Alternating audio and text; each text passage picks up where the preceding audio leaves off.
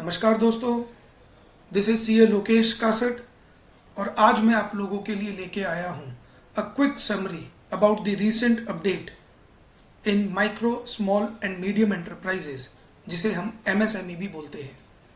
जहाँ पूरा इंडिया कोविड-19 के कारण एक बिजनेस क्रंच से गुजर रहा है, रिसेंटली गवर्नमेंट ने एमएसएमई की डेफिनेशन को चेंज किया है। क्या है वो चेंज और पहले क्या था, उसके बारे में भी हम इसमें चर्चा करेंगे। पर आपको बताना चाहूँगा आगे की वीडियो शुरुआत करने से पहले कि एक डेटा गलत कंपेयर हो रहा है। मींस जो मीडिया में हमें डेटा दिखाया जा रहा है कि पहले स्कीम ये थी, डेफिनेशन ये थी और अब चेंज हो गई, जबकि ऐसा नहीं है। गवर्नमेंट ने 2018 में ही एमएसएमई की डेफिनेशन को थोड़ा बहुत चेंज किया था। इनफैक्ट थोड़ा बहुत नहीं बोलूँगा, पहले ये इन्वेस्टमेंट पे बेस था। 2018 में गवर्नमेंट ने टर्नओवर पे बेस कर दिया और अब गवर्नमेंट एक मिक्स डेफिनेशन लेके आई है। तो देखिए, छोटा सा ब्रीफ जानते हैं। जैसा कि हम जानते हैं, हमारे यहाँ दो सेक्टर्स एमएसएमई में कवर्ड होते हैं। एक manufacturing sector which is directly involve in the production of goods, और एक सर्विस सेक्टर जो कहीं ना कहीं गुड्स मैन्युफैक्चरिंग नहीं बट उससे एक्सिलरी या अदर देन दैट एक सर्विस। फॉर एग्जाम्पल लॉजिस्टिक्स एक सर्विस का एग्जाम्पल है। तो दोनों ही सेक्टर थे, दोनों के लिए पहले अलग अलग लिमिट थी। मोदी गवर्नमेंट ने 2018 में टर्नओवर बेस लिमिट दोनों के लिए कॉमन कर दी और अब कोविड-19 के कारण इस डेफिनेशन में फर्दर बदलाव किए गए। क्या है वो बदलाव, एक बार हम उस पर नजर डालेंगे। बट आपको बताना चाहूंगा एक बार फिर से कि 2018 की डेफिनेशन फरवरी 2018 में चेंज की गई थी, जो कि टर्नओवर बेस थी। पहले वाली डेफिनेशन इन्वेस्टमेंट बेस थी and there was a separate limit for manufacturing as well as for service, means before 2018। But 2018 से टर्नओवर बेस लिमिट लाई गई। क्या थी वो लिमिट?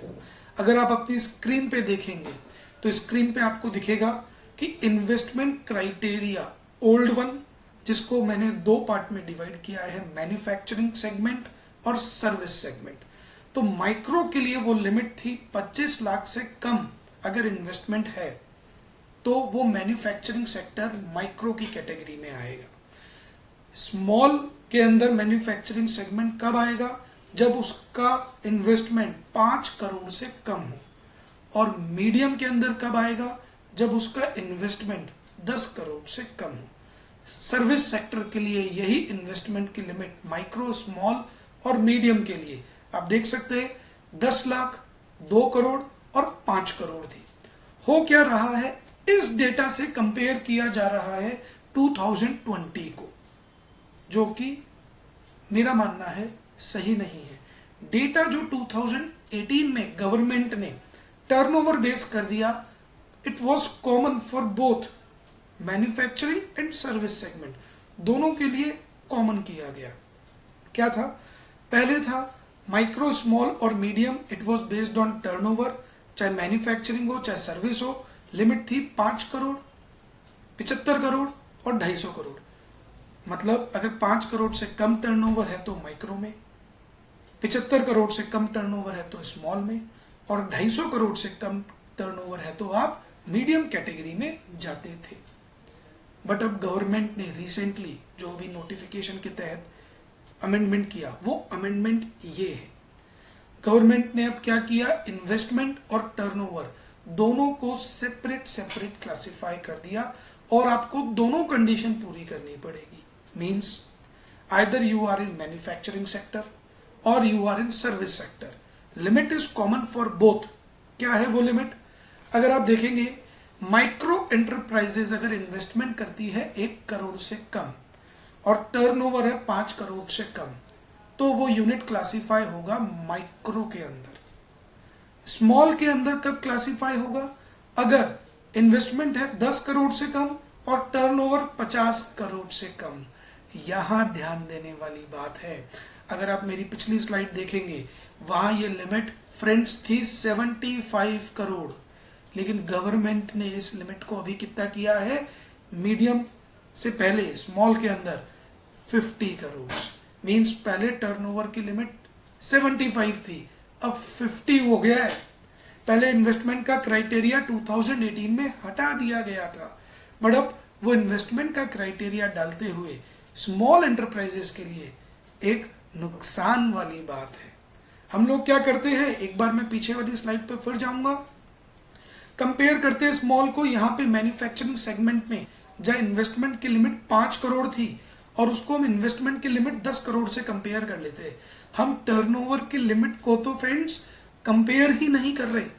देखा जाए तो गवर्नमेंट ने इस लिमिट को कम कर दिया है। मीडियम एंटरप्राइजेस की बात करें तो इन्वेस्टमेंट की लिमिट लेस देन 50 करोड़ और टर्नओवर की लिमिट लेस देन 250 करोड़। पहले इसको हमारे फाइनेंस मिनिस्टर ने 20 करोड़ और 100 करोड़ प्रपोज किया था, बट इसको 50 करोड़ और 250 करोड़ कर दिया गया। अच्छी बात यह है जो हमेशा से थी कि टर्नओवर के अंदर आपका एक्सपोर्ट टर्नओवर शामिल नहीं है for a unit to be classified as MSME. ये पहले भी था, ये अभी भी है। तो अगर आप इसको देखो तो फायदा कहाँ हुआ है, पीछे वाली स्लाइड पे फिर चलते हैं। पहले 2018 की लिमिट 5 करोड़ थी टर्नओवर की, अभी भी 5 करोड़ है। पहले 75 करोड़ थी, अब 50 करोड़ हो गई है स्मॉल एंटरप्राइजेस के लिए। और मीडियम एंटरप्राइजेस के लिए टर्नओवर की कोई लिमिट चेंज नहीं हुई। तो हुआ क्या है इसके अंदर, केवल टर्नओवर की लिमिट स्मॉल के लिए कम कर दी और एक इन्वेस्टमेंट का क्राइटेरिया ऐड कर दिया और डेटा को कंपेयर करवाया गया पुराने डेटा से। मैं ये नहीं बोल रहा कि गवर्नमेंट गलत है या सही है, बट द थिंग इज कि हम चीजों को देख कैसे रहे हैं। गवर्नमेंट का क्या टारगेट है अगर हम एमएसएमई की बात करें over Indian economy. At present में बात करूं फ्रेंड्स तो करीब 36.1 मिलियन यूनिट इंडिया में एमएसएमई के हैं जो प्रोडक्शन के काम में इन्वॉल्व है, जो कि एम्प्लॉयमेंट दे रहे हैं करीब करीब 120 मिलियन लोगों को। इंडिया का टोटल एक्सपोर्ट शेयर एमएसएमई से 45% है, जो अपने आप में बहुत बड़ी बात है।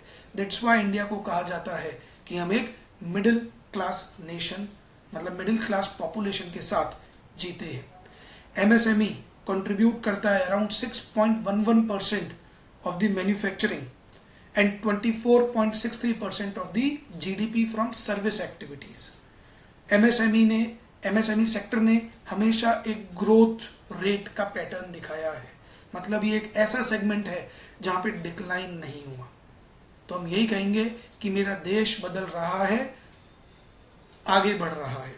Further, the contribution of this sector to country cross domestic product is about 8%. A study done by Confederation of Indian Industries on the Indian MSME reveals that the MSME contribution will be around 50% of India's GDP by 2024. That's why government को इस sector को हल्के में आंकना नहीं चाहिए। काफ़ी सारी industries MSME की रूरल एरियाज में भी है, काफ़ी सारी अर्बन एरियाज में भी है। तो जो गवर्नमेंट का टारगेट है, अगर हम बात करें, जो चेंजेस को देख के लगता है कि गवर्नमेंट ये चेंजेस इसलिए ला रही है कि मैन्युफैक्चरिंग सेगमेंट को जीडीपी का 25% टच कराना है। और प्रधानमंत्री जी ने कहा भी है आत्मनिर्भर भारत, जिसके लिए मैन्युफैक्चरिंग सेगमेंट इंडिया में ग्रो करना बहुत जरूरी है। सो थैंक यू फ्रेंड्स, इसी के साथ थैंक यू। मैं अपने अगले वीडियो में आप लोगों के लिए एमएसएमई का रजिस्ट्रेशन कैसे हो वो लेके आऊंगा। हम जानेंगे कि कैसे आसान रूप से एमएसएमई का रजिस्ट्रेशन कराया जा सकता है। Thank you everyone for watching.